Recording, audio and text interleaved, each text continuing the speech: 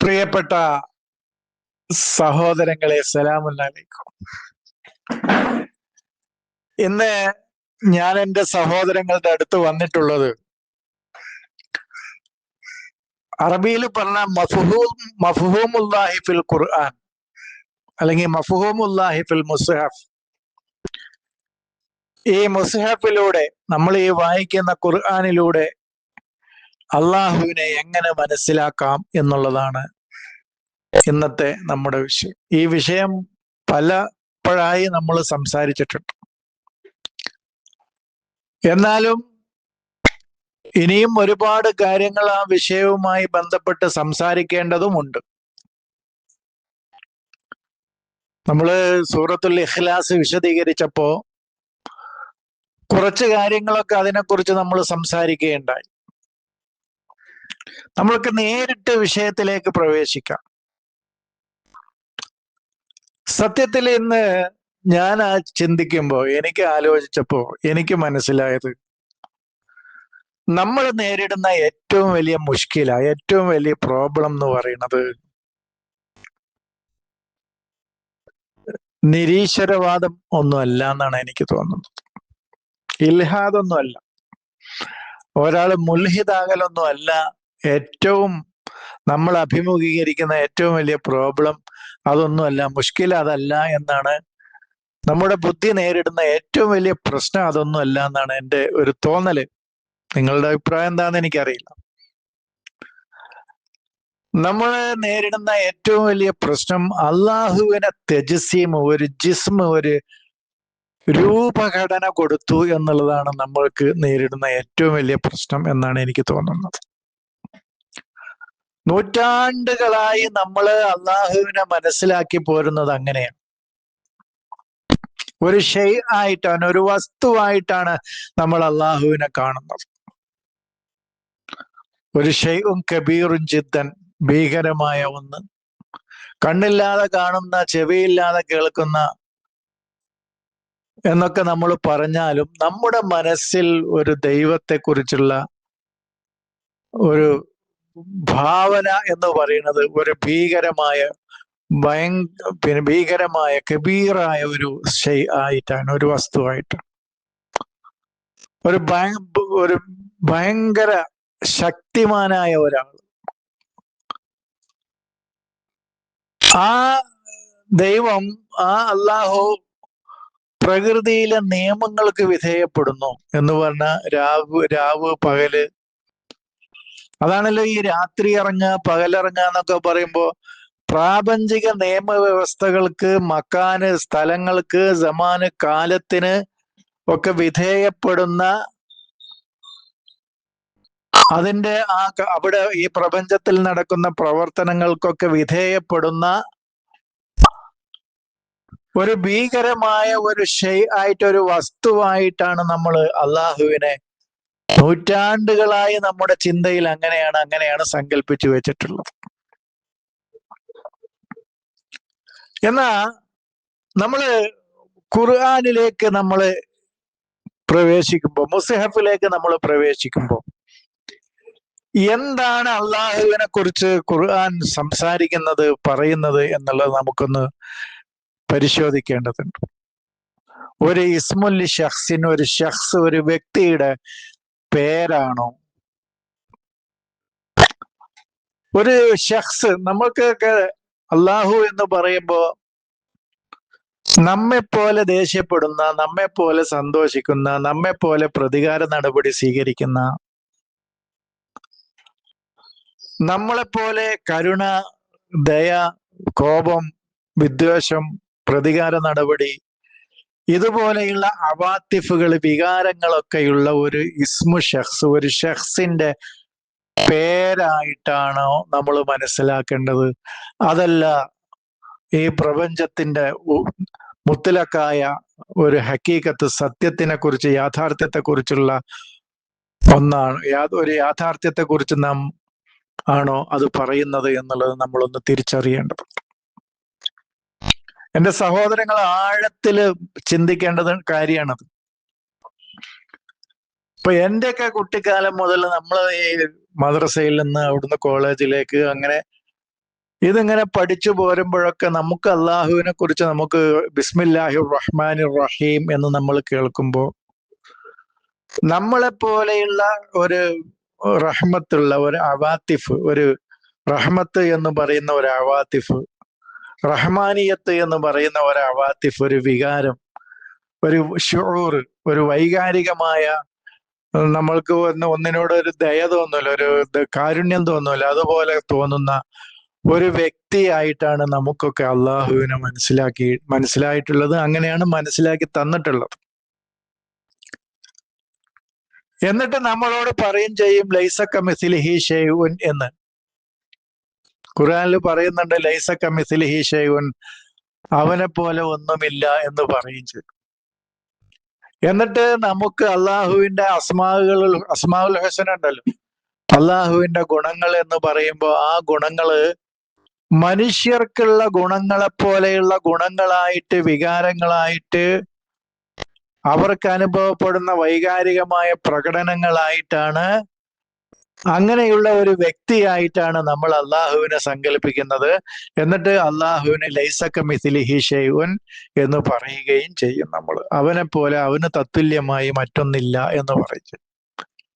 ലൈസ കമിസ്ലിഹി ഷൈഉൻ, അവന് തത്തുല്യമായത്, അവന് തുല്യമായതുപോലെ മറ്റൊന്നില്ല എന്ന് പറയുകയും ചെയ്യും. അവിടെ ലൈസ മിസിലഹു ഷൈഉൻ എന്ന് പറഞ്ഞാൽ മതി. മിസിലിഹി എന്ന് പറഞ്ഞതിന്റെ പൊരുളൊക്കെ പിന്നീട് വിശദീകരിക്കാം. അത് ഇന്നത്തെ ക്ലാസ്സിൽ ഞാൻ അത് ഉദ്ദേശിക്കുന്നില്ല. അത് കുറച്ച് ആഴത്തിൽ സംസാരിക്കേണ്ട വിഷയം.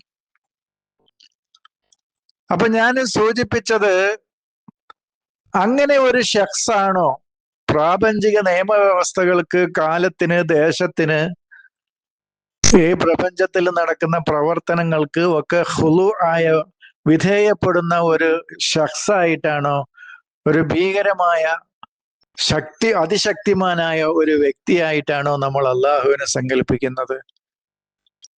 അതല്ല, നമ്മള് പ്രപഞ്ചത്തിലെ ഓരോ വസ്തുക്കളിലും മനുഷ്യർക്കുള്ള കാരുണ്യം നിറഞ്ഞ ഈ പ്രപഞ്ചത്തിന്റെ ഒരു പരമമായ സത്യം ഉണ്ടല്ലോ, ആ ഹക്കിനെ കുറിച്ചാണോ നമ്മൾ മനസ്സിലാക്കേണ്ടത്? എങ്ങനെയാണ് നമ്മൾ മനസ്സിലാക്കേണ്ടത്? എന്റെ സഹോദരങ്ങൾ ചിന്തിച്ചാൽ മതി. ഇപ്പൊ നമ്മൾ കരുണ എന്ന് പറയുമ്പോ ഓരോ വസ്തുക്കളെയും, ഈ പ്രപഞ്ചത്തിലെ ഓരോ സംവിധാനങ്ങളെയും, അതിലെ ഖവാനീനുകൾ, അതിന്റെ നിലാമുകളും ഒക്കെ, അതിന്റെ നിയമങ്ങൾ, അതിന്റെ ലോസ്, അതിന്റെ വ്യവസ്ഥ ഒക്കെ നമ്മൾ പരിശോധിച്ച് നോക്കിയാൽ അതിലൊക്കെ ഒരു കാരുണ്യം അടങ്ങിയിട്ടുണ്ട്. അങ്ങനത്തെ ഒരു കാരുണ്യം അടങ്ങിയ ഈ മുത്തലക്കായ ഒരു ഹക്കിനെ കുറിച്ചാണോ നമ്മൾ മനസ്സിലാക്കേണ്ടത്? അതല്ല ഒരു ഷഖ്സായിട്ടാണോ, ഒരു വ്യക്തിയായിട്ടാണോ നമ്മൾ മനസ്സിലാക്കേണ്ടത് എന്നുള്ളതാണ് എൻ്റെ സഹോദരങ്ങളുടെ മുമ്പിൽ ഞാൻ മുന്നോട്ട് വെക്കുന്ന ഒരു കാര്യം. എങ്ങനെയാണ് നമ്മൾ മനസ്സിലാക്കേണ്ടത്? അവന്റെ കാരുണ്യം എന്ന് പറഞ്ഞാല് ഈ പ്രപഞ്ചത്തിലെ ഓരോ വ്യവസ്ഥതയും, ഓരോ ഖവാനീനുകളും, ഓരോ നിലാമുകളും അത് കാരുണ്യം നിറഞ്ഞതാണ്. നമ്മളോട് കരുണ കാണിക്കാന്ന് പറയുമ്പോ അവന്റെ സുനനുകള്, അവന്റെ ഖവാനീനുകള്, അതിനെ വിധേയപ്പെട്ട് ജീവിക്കുമ്പോ അതിന്റെ കാരുണ്യം നമുക്ക് കിട്ടുക എന്നാണ് അർത്ഥം. അതിന്റെ റിസൾട്ട് നമുക്ക് കിട്ടും. അവന്റെ ഇന്തിഖാം, അവന്റെ പ്രതികാരം എന്ന് പറയുമ്പോൾ ഞാനും നിങ്ങളും ഒരു മറ്റുള്ളവരോട് ഇന്തിഖാം, പ്രതികാര നടപടി ചെയ്യുന്നത് പോലെ ചെയ്യുന്ന ഒരു വ്യക്തിയായിട്ട് നമ്മൾ കണ്ടാൽ, അവന് സലാത്ത് നിർവഹിച്ചിട്ടില്ലെങ്കിൽ, അവന് നോമ്പെടുത്തിട്ടില്ലെങ്കിൽ, അവന് മക്കത്തേക്ക് ഹജ്ജ് ചെയ്തിട്ടില്ലെങ്കിൽ അതിനുള്ള പ്രതികാര നടപടി, ശിക്ഷാ നടപടി സ്വീകരിക്കുന്ന,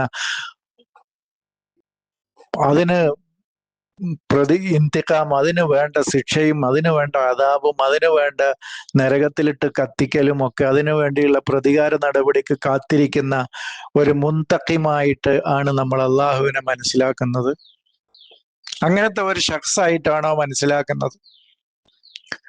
അതല്ല, നമ്മള് ഈ ഖവാനീനുകൾക്കും സുനനുകൾക്കും മുഖാലഫായിട്ട്, വിരുദ്ധമായി പ്രവർത്തിക്കുമ്പോ അതിന്റെ ദുരിതവും ദുരന്തവും നമ്മൾ അനുഭവിക്കേണ്ടി വരുന്ന ആ ഒരു